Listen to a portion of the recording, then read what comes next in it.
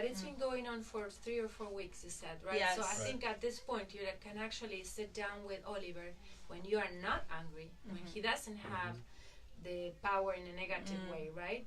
And give him the power of finding the solutions, right? So you're gonna make him feel belonging by sitting down with him and saying, listen, Oliver, mom is not happy with what's going on here, dad is not happy, and Isa is not happy with this, right? So we have to find a solution.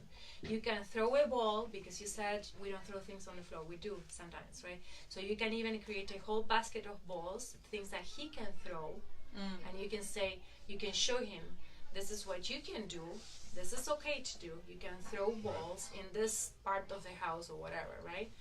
But this is not okay.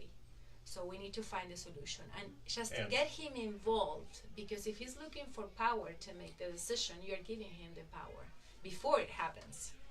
Before, right? So it's not okay to throw the milk. It is okay to throw this ball. To throw the ball. You know. Got it. Okay. And then see if it happens again, then you can just tell him, remember what we talked about, right? So and you probably have to go over the routine chart or whatever you create, or the timeout, positive timeout, or whatever, tool. As I said, we can put them in a basket and pass them around. There's so many tools that you Maybe can make create. a chart for that behavior, like a little one, so when he does that, you bring out the chart. Okay, you just threw your milk or whatever. Remember this is what happens next. Well, this was a consequence that we discussed, right? Yeah. You can have it in a piece of paper if you want. Or you can say at that moment, you can go throw the balls, but this is not okay. You can just remind them. Yeah. But keep in mind also that it's going to take practice for them and for you, okay? First, you need to be ready. So practice yourself and make sure you decide what you want to do, right? Do you want to invite your child for a meeting? Do you want to invite to do whatever you want to do? You have to make the decision first. Right. And then you invite the child to be part of the whatever solution you are going to find. And then it takes practice. So don't think you're going to get it right away, the first time you use the tool. Okay, so it needs practice, and Jane says about 3 weeks until it really works. You have to be consistent. So don't think that it's not going to work because it didn't work the first time. Just keep doing it until... So until then, if he throws a ball of food, like that's something he's never done before, and all of a sudden he did it twice. He would throw a bowl of food. He never did that. So you just practice. Let's keep practicing this for a couple of weeks, and then he picks it up or later. Because if you're going to make a change in your approach, he may actually test. Yeah. That he may test it actually. So he may up the ante even a little bit for a short period of time, until he realizes, okay, this is really the new way. Right. This is right, and until he trusts the consistency of it, and your follow through, and the fact that you are not going to get angry and punish, until he really firmly trusts that, he may actually increase for a short period. Right. Yeah. He and I'm sorry to take over, but this morning, which I found it very interesting. We had a very short period of that. He asked me to go play with him. He knows I'm going to work. So he said, Mommy, play with me. I said, okay, I'm going to play with you. How about if we read a book? And I brought a book with stickers. And he grabbed the book, started running, went to the other room, and he threw it on the floor angrily. He came crying. And I said, well, I cannot play with you until you pick up the book and you put it where it belongs, and then put it with all your books, and then Mommy will play with you. And he went, he did this crying and, just being upset. And at one point he said, I'm sad. I was like, okay, this is different. He said, I'm sad. Okay. I said, you're sad? What can I do to make you feel better? How about a hug? And he came and he gave me a hug. Now I know Monday morning, he knows, he was with me all weekend long with Mommy and Daddy. He knows I'm going to the office. But he did express, I'm sad. So I gave him a hug and kisses, and he hugged me. He, took a couple of minutes. We talked about it. And then when he was fine, I said, okay, you want to play with Mommy? He said, yes. Okay, remember the book is sitting right there on the floor. I wasn't touching it. And he did pick it up and put it on the shelf. and say, okay, let's go play. What do you want to do? What do we play? And So that was, to me, it was amazing that he told me, I'm sad. It is pretty amazing. He's only 2. Yeah. So for a child to realize a feeling is Yeah. really, really, it's great. It's great. Yeah, It's it pretty is. impressive. Yeah. Too, he will say that. Yeah. Just to keep in mind something that, for me at least, is easy to remember, and I think some of our parents that have been coming to these workshops use that already. In that case, you can say, when you pick up all the balls, then. So remember, this is a tool that is very simple. It's when and then.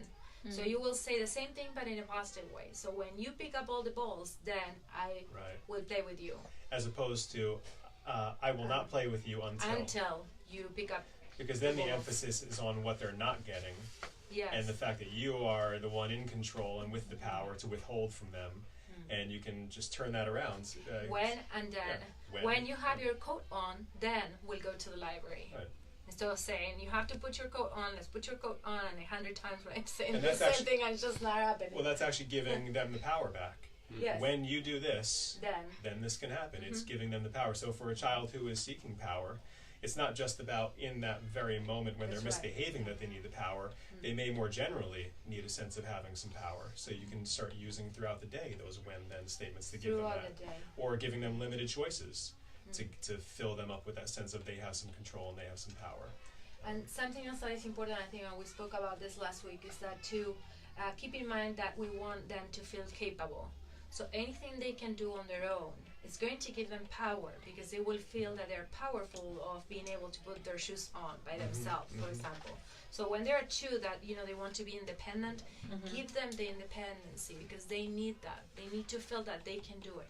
Not just when they're 2, when they're older too. But as much as they can do, let them do, because that will build their confidence too. Yeah. Right. And they will feel that they can be helpful, and that they have a part in the family too. So Yeah, as much as possible, not doing things for kids that they can do for themselves. that's right. Right? Yes. So we can have the cards. These are different tools. Or I know you wanted to. Do you still want to talk about what happens with Remy that you mentioned? Well, it was very earlier, or similar. very similar? I think It's they've very been similar, right? Yeah. talking They so hang much out together. But Remy's thing, she does the food thing too, but the one ongoing thing that's been pretty bad that she does is hitting. She will just smack us Out of nowhere. across the face. Like, we'll be reading just bedtime stories. If she's she has feisty energy and we're trying to get her to do something usually, right? Or we're trying to change, it's like a transition, and she does this hitting thing, and then she does just with Oliver, she goes right into no hitting, because we've said that to her, that it's absolutely, we won't tolerate, you don't hit anyone ever, and I don't know how you deal with that, because it's so bad. I like to give an alternative in that situation. So Liam used to do that too. On occasion he would do it. It wasn't a routine thing, but he would do it sometimes.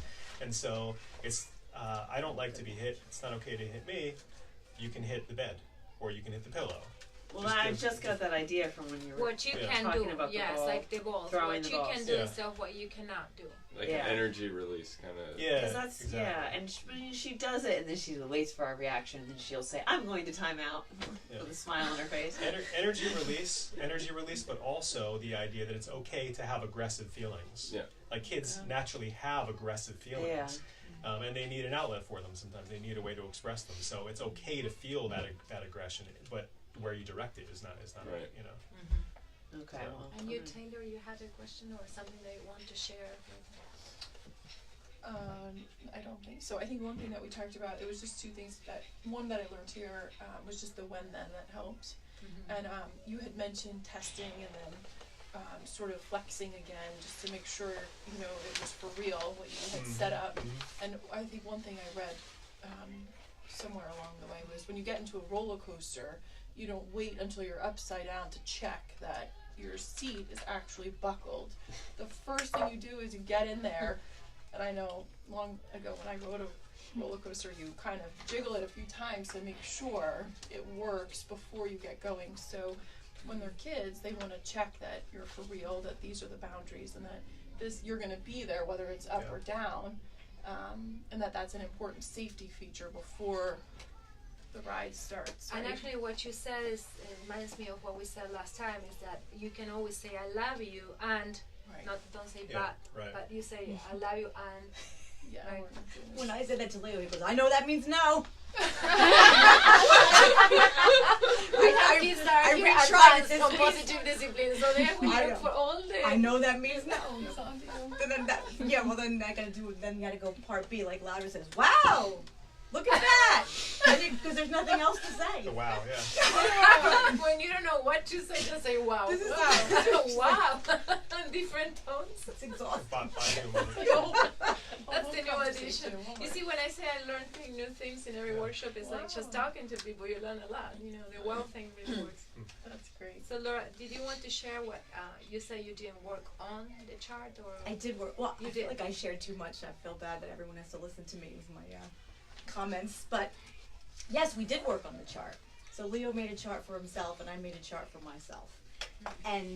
But really the focus, I realized, I knew this going in. I always know this going in, that it's not him, it's me. I'm the one who's frustrated. You know, I know how he's going, I know how he is, and I know what his patterns are. And the best way to deal with him, really, I say deal with him, is to be funny His about it, or to be behavior. humorous, like his behavior, because I get a better result that way. But when I'm using but. When I'm late and I'm frustrated because I'm late, he's not just gonna say, okay, it's time to get dressed, it's time to brush my teeth, he's not going to. So he does need, I don't want to say accountability, but a little help to remind sometimes. But when I'm ready and I'm on time, it's not an issue. The only time it becomes a problem is when I'm late. Really. Because it's so my maybe you need lateness to that's create creating the chart for problem. yourself, then. Right, yeah. I mean, he still needs reminders, I feel. I know he's a little older, but I still feel like they need some reminding. But it Of should be course. reminding, I mean, it shouldn't be... Teenagers too. Actually, she created a whole book for teenagers, and I have it if anyone wants to work with it. Because I have older kids. My kids know it by heart already, almost, right?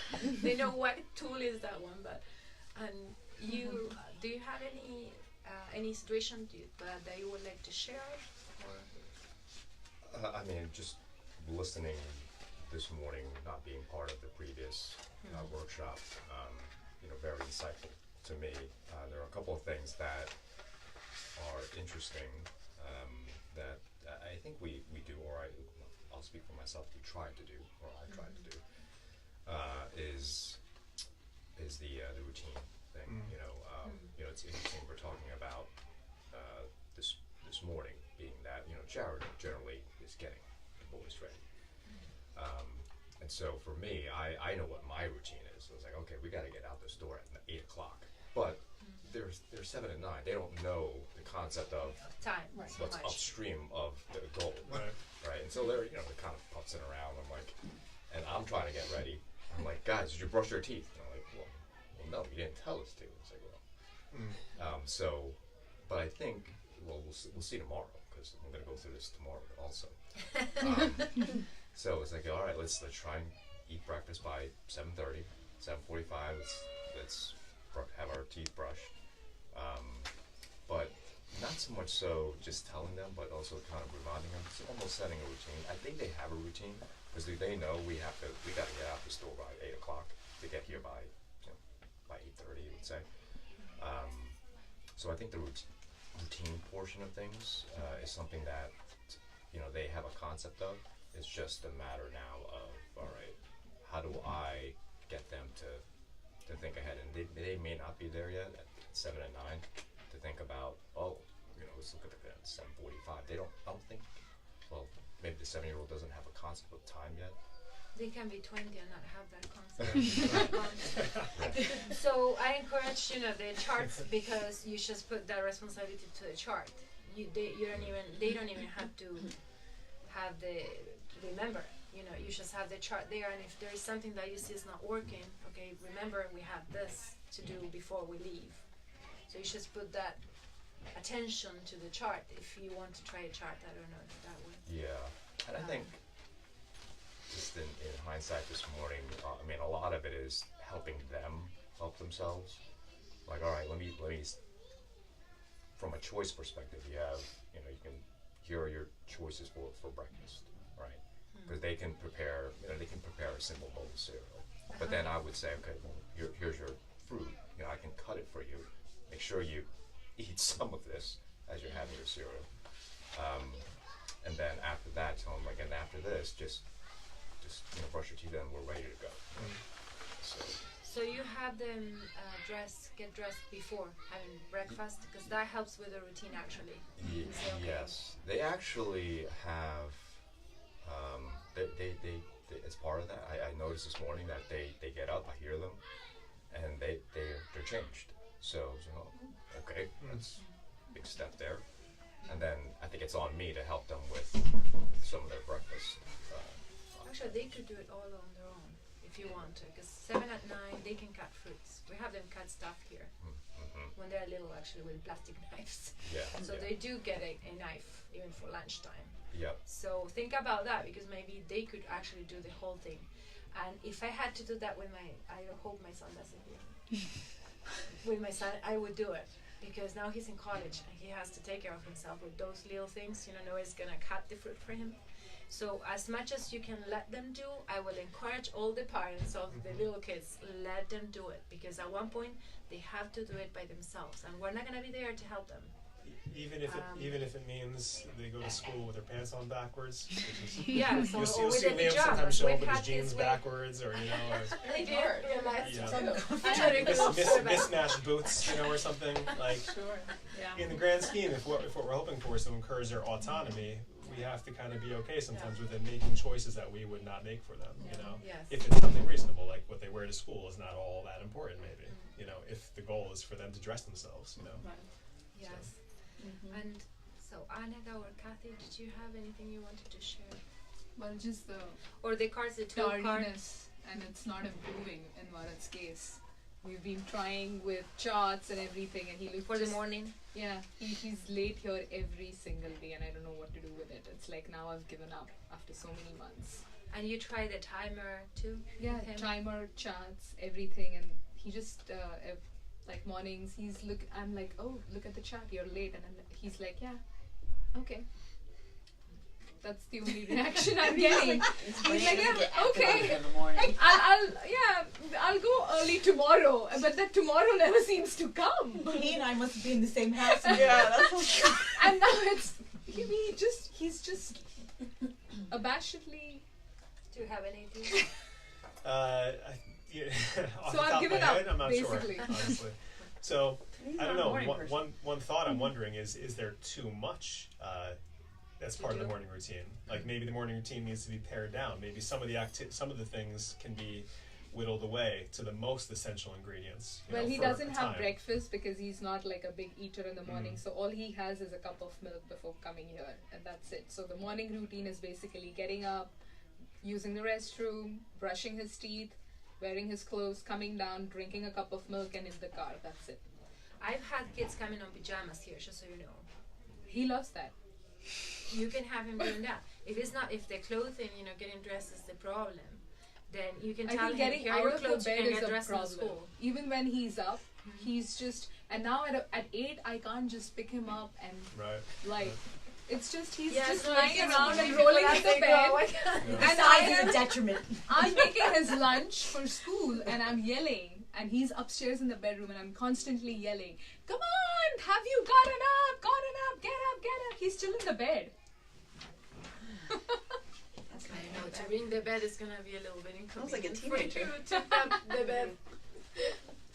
So I don't know what to do. I've been struggling with this since September, Well, since the what beginning I've of the talked school year. to him in this case is that I've said, what about if you go earlier to bed? Because I think he's still tired in the morning, right? And he said, well, but I know, because he told me that he needs all that sleep time. And I said, but here's a math problem. If you go half hour earlier to sleep, then you can get up half hour earlier too, right? It's just mathematical. And he said, okay, I'll try that tonight. I don't know if he tried it. But I think one of the problems is that they stay until late, doing whatever. And that's the main thing you have to fix, really, the night before, not the morning, right? Have you No, tried? and he also has a habit of talking, so even if the lights are out, he's constantly thinking about animals and plants and imagining, and I'm like, and I can hear little mumbles from his bed, and I'm like, Varad! It's like beyond bedtime, stop talking! And he's like, well, you asked me to think about happy thoughts. I'm like, yeah, but I mean, that doesn't mean you just say them aloud. Maybe you've done this, but you can also engage him in figuring out a solution to this. So, like, how do you think you could get yourself out of the house on time? You know, what kinds of things, you know, what would we need to change to help you get out of the house on time, and have him come up with ideas for how he can solve his own problem. He might not see it as a problem. Yeah, he doesn't definitely see it as a He's problem. told me that his body is tired and it needs to rest, and it's healthy for him to stay in bed and rest. Oh, so And that's why I said, you know, go half hour or 1 hour Right, earlier right, to right, bed, right? exactly. Maybe he needs to be at 5 p.m. in bed so he can talk to himself in Well, he doesn't come inside till 7 now, right? Because he's in the backyard exploring. She has to climb in trees. It's more activated at night. I mean, we have the tools, right, in the basket, and you have one in your hand. Which one did you pull? The ¿Puedes ir a ver routine si one. Marilyn si Heather está con el teléfono? Thank you. Oh, if you can. So which one do you have in your hand? Because we can see Routine. the routine chart. Oh, okay. And you've used it and it just doesn't work. I would do maybe a night routine chart. Or, yeah, maybe, yeah. because perhaps that's where the problem is. The night before. Yeah. And then, of course, he wants me to read Harry Potter right before bed and, you know, all that. And it's just... But even though we get upstairs at 8 o'clock, it's like he's not really sleeping before 9:30 because he's so, like, thinking about it. What Kathy, you had a thought? I thought you had something Oh, to say yeah. about No, just we were there. We were there early. Joseph, but you know, he just got to school a little bit earlier than I did. But he was still later than probably was good for him because he likes to have that time in the morning before everything gets going, and you know, that homework time. So, but Albina asked him one day, because you're doing the folk dancing recital, and Yes. she said, you can't be late tomorrow for folk dancing. And then that was it. And he was on time. And he's been on time since. So we need to send Albina to your house. Yeah, I guess. yeah. Totally. But the other thing too is it's kind of funny because it's kind of like the same thing, like over and over again, just different variations on it. So that whole thing about like modeling your behavior, Joseph was doing that like a couple weeks ago. Where he would get, I forget exact, I can't give you an exact example, but he would do something that he wasn't supposed to do, and he would know he wasn't supposed to do it, and then he would model whatever my behavior was back to me. So What which Oliver is- was doing, right? That Bella was Exactly, doing. exactly. Yes. So it was kind of, it was very frustrating, but it was interesting though. It's kind of gone away, and after hearing this whole discussion, I was thinking about why it went away, and I think it was recently we've been starting to give him more responsibility. So like he has more chores to do, more things to do, and he has like, and then. It's really like counterintuitive for me because I always cook for him, and that's like the one thing I always do for him. I always cook for him. I always cook for my husband. And for some reason I wasn't downstairs or something. I wasn't around, and he made himself a sandwich. And I was like, yay! But then it was like he was asking me to cook for him at some kind of strange time, or I'd already done, and my husband was like, just let him cook for himself. Like there was a frozen pizza go make a frozen pizza for yourself. So he did, and he's done that a couple of times now. So those kinds of things that kind of all came together, and that the other behavior has Change. Yeah. That's a great point. So, like, Yeah. trying to encourage responsibility in very specific situations sometimes means creating more responsibility just generally, having the child feel more of a sense of autonomy, responsibility, doing things for themselves. And he's now like, I was outside gardening yesterday, and he was like, well, I'm going to go, there's the branches hanging from this tree, I'm going to go fix that. So, like, and these are things that he has never, you know, that joining in with when we are doing chores is kind of a new thing, which is and trying to solve problems that are in the house, like that are not specifically his, or just kind of like he's taking responsibility for it. And he feels they belong in there, right? Yes. By doing them. Yep. It's super important, that part, I think. Do you have any more situations that you want to discuss, or? I just had a question about whatever you can call it, time out, time in, chill out, whatever the zone, whatever that is. And I appreciate that going to your, as a parent or a teacher, not a teacher, a parent, going to your space, or, you know, stepping aside or away for a moment. If you feel like the child, though, needs to gain composure in some sense, and they're too little to do that, how does that work? Do you sit with the child in that space and do like a time in together to just kind of reground, or like what does that look like, so that it's not a punishment or a forced separation?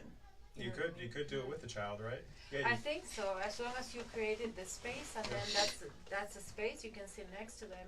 That's something else also that she mentions, is that helping the child to do whatever we want them to do. It's not a bad thing. So that's not a reward, like you had mentioned. You're not actually rewarding the misbehavior. Yeah, because it would appear, I think, for a lot of people, like that would be rewarding a bad behavior by, you know, joining them or doing whatever. But in fact, you're just helping them. Yeah.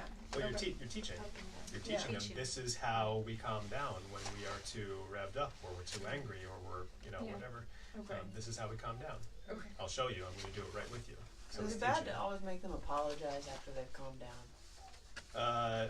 Because I feel like we do a lot of that, which we think is a good thing. Like, she'll say, "I'm better now. I'm calmed down," and then we'll say, "Well, now you go apologize to mommy or daddy."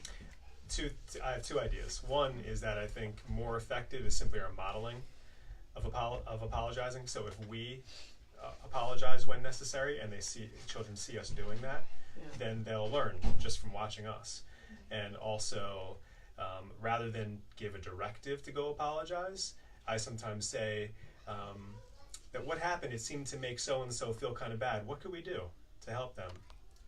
What's something that could make them feel better or help them feel better? And so then it gives the child an opportunity to come up with the idea of apologizing. Okay. And if it's something you're modeling, then they're more likely to come up with that idea on their own. And if they come up with it on their own, they're more likely to want to do it.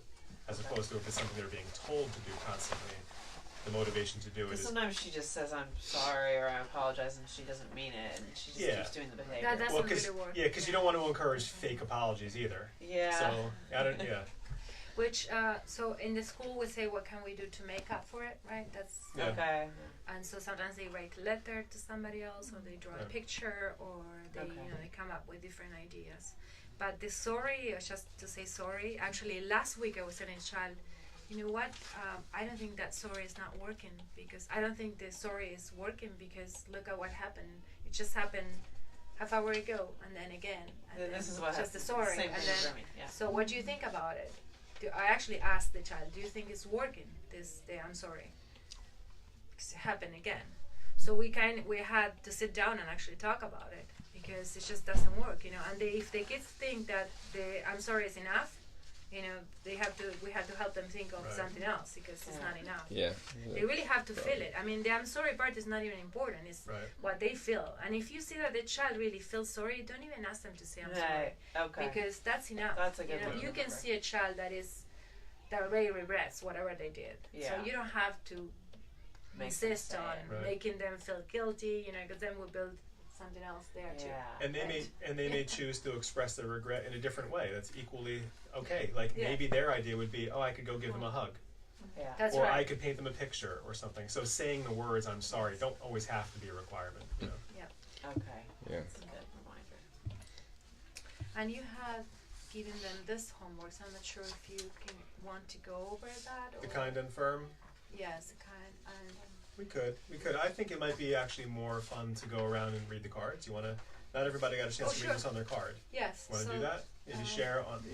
There's that deck of 50 cards, 50 different positive discipline strategies, tools. So I thought we could go around and just share the card you pulled. Okay, so this is eye to eye. it isn't respectful and it doesn't work to sit on the couch and yell from your child across the room. What was the first part? Eye to eye. Oh, eye to eye, right. Yeah. Right. Yeah, so really giving that eye contact when you have to redirect a child or when you have to give whatever, any kind of limit or something, really getting down to their eye level so that it's not that they feel they are being spoken down to by the giant adults, but you're really on their level and they feel less threatened in that way and more likely to take in what you're saying. So eye to eye, yeah. I do want to say that you can find these cards or many tools in the website positivediscipline.com. You can download many documents, charts, anything you want really from there. I have don't back talk, talk back. Don't back talk, talk back. Talking back to your child models the exact opposite of what you want to teach. And it made me think of the arguing. And you said they're always going to win. Right. Right? Because I hear myself doing it, and it just keeps coming out. Yep. And I'm not stopping. And I know he's going to win. Just like you said, I know it's going to happen. Give up from the beginning because they will win for sure. That's what it says. Well, it says, let's take some time to calm down until we can be respectful. Yeah. Which I think is a nice sentence. I won't bring up the, do you know I really love you? Because you know that doesn't work in my house. Now Laura is not using that even in emails. It's so funny. Make sure to you're not using the word anymore, right? I told you. Yeah. Thank you. Oh, just for the 2 workshops we have coming up before, we forget to announce them we can keep going around and then I'll announce them before we say goodbye. Yeah, okay. So, the point I took from that card is we sometimes slip into, we unintentionally actually teach our kids how to argue. Yeah. Because it takes 2 to argue. So if we are trying to convince them of something that they are clearly not going to be convinced of, and we start going back and forth, we're actually teaching them to be better arguers with us. So it's something I try to keep in mind for myself. We lawyers. So, yeah. Right? There's no hope for Joseph. Tom's a lawyer and I like to argue. So. Oh God. The card that came up for me was it's entitled Special Time, Schedule Special Time that is different from regular time. And I'll summarize it. As I looked at this, we talk about routines a lot this morning. And sometimes routines get into a monotonous thing, and sometimes there may be a need to separate from the routine of things and just have a special moment with your child or children in our case. I'll give an example with our older one. He has gotten into chess, and it's been a while for me, but I've always enjoyed it too. So we have that special moment of just playing, and then our younger one kind of watches, and he's learning too. With our younger one, he likes to play the piano, right? So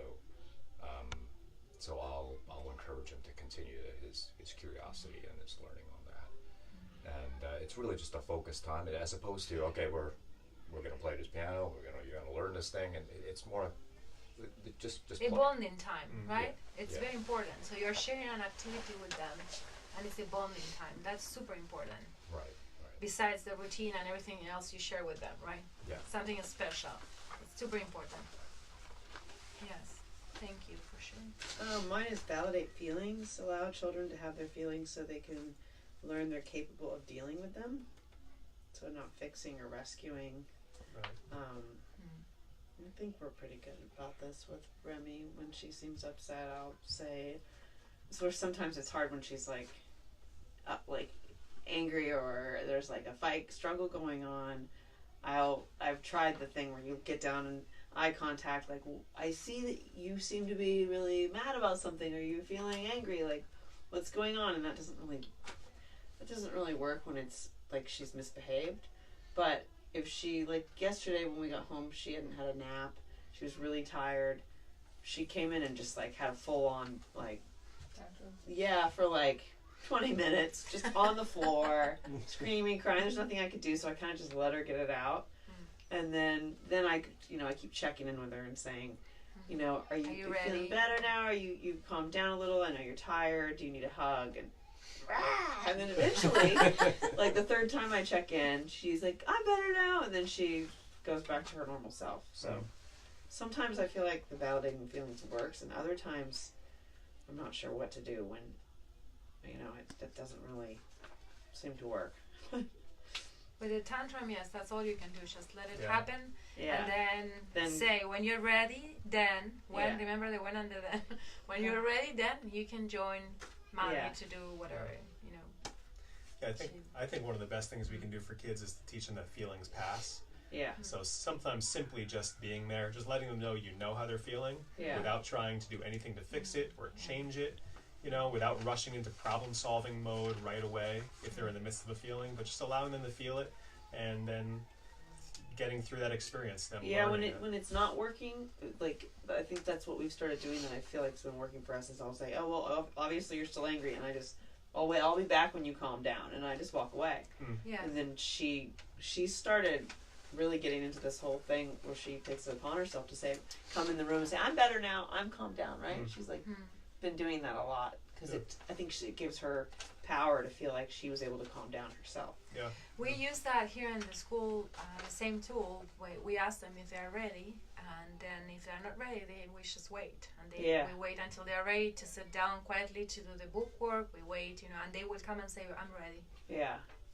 Sometimes they say I'm ready when they're not really ready. You say, okay, this is going to happen again in 15 minutes, but you have to trust them.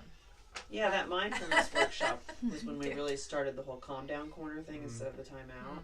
Yeah, that's right. Tony spoke about that. That's really worked. That's when she started saying, oh, I'm better now. I'm calm. So. And you, Annika, you had a chart one, right? Yeah, it's just distract and redirect. Distraction and redirection can change the energy of a situation. I especially like the fourth one. In the middle of an argument, tell your, it says teenager, but I think this is, I think it can be used on any kid, not only a teenager. You are on his or her side. Tell your child basically that you're on his or her side. Yeah, arguments, a lot of them are happening at my place now. Well, for that, I think you have to also think about it first, before, and make sure you are on his or her side. Of course, we love them dearly, right? But we have to make sure we make a decision not to get into a power struggle anymore for any reason. Right? Yeah. And then the conversation will be different if we are clear on that. And you, Kathy? I have take time for training. Training is an important part of teaching children life skills. Don't expect children to know what to do without step-by-step training. What do you mean by clean? This kind of, the struggle about cleaning Joseph's room. Oh my God, yes. It's really, but I mean, I can understand. It's when his room really gets a mess, it's really just overwhelming. Like, where do I start? How do I sort through, the games versus the books versus, whatever else is on the floor. For him to do it, or for you to do it? For him, well, even for me, if I'm, looking at, like, I have no problem cleaning my house, but they did, like, when Tom and Joseph get involved and they like leave papers around or whatever, the straightening up, I find overwhelming myself. So, where do I put these papers? And they're not my papers, so, and then trying to find a new place for something new. Maybe they came into the house. All those, like, the decisions that we were talking about. Yes. So, think about how many decisions there are in cleaning up your room, particularly after it's become, completely chaotic. So, I have to remember that it's not a bad thing for me to say, okay, I'm going to help you clean your room. And you can show him how to sort things out. Yes. What about if you put all the books here, right? Yeah. At one point, I would say, after you took the time to train him, let him do it. Right. In my house, their rooms was always their problem, let's say, since they were little. Right. And I have two very different kids with different personalities, so the rooms were exactly almost the opposite, right, as they are. And so for, I don't want to say the names, for one of the rooms, it was like if you would go, you couldn't sometimes open the door. right? There were many projects going on there, and that is how his life is right now. It's the same thing. I could never change that, but I had something very clear. It was his responsibility. So when it was time to clean up, even when he was 4, 5, 3, because he always had projects, it was his job. And it took him a while, you know, and of course I would help him, you know, in the sense of putting shelves or showing him, you know, like a time for training. But right now, he functions in the same way, you know, everything goes like that, and then he takes the time to do it, and he does it. But he had the time to train himself to do it before getting into college. I go back to that part, because then you just, right? We have that, there's the natural consequences comes in too, because I know we were talking about like being late, and you know, one of the reasons he was late is because his room is distracting him, like when he's trying to get ready and, you know, make choices about, you know, getting ready, and then he's got this whole mess in his room, and that's just distracting him. So distracting him. So it's harder to get ready in the morning when your room's a mess. Oh yes. So you know, we talked about that, and he was we worked on cleaning up his room together, and he did keep it clean for a long time, but now it's gotten to a mess again. So that's the other thing I read, you know, in all these positive discipline books, is that you just have to go back to it again. Maybe in a couple of weeks, say, okay, this has improved. You know, talk to them. What can we do to you know, make it easier next time? So simplicity parenting is somewhere around here. We've done workshops on simplicity parenting. Okay. That I think that, have you read the book Simplicity Parenting? Is fantastic. It's a good one, yeah. We recommend it to everyone, and it will make your life a lot easier. Yeah. Okay. When you realize that they don't need so many things, also that you maybe can put things away, get rid of them, help them, you know, sort things out, things that they don't use, and see where you're gonna put them in the house or give them away. I took something directly from that book that I've been using lately, which is that toys that are left out after, you know, once bedtime's over, toys that are out by the next day, they're packed up, they're kind of gone, they're not available anymore. You know, because there's just too much stuff. Next day? There's too much. It's overwhelming for That's me. quick. Francisco would have been left without anything. So they want to play with it tomorrow. They have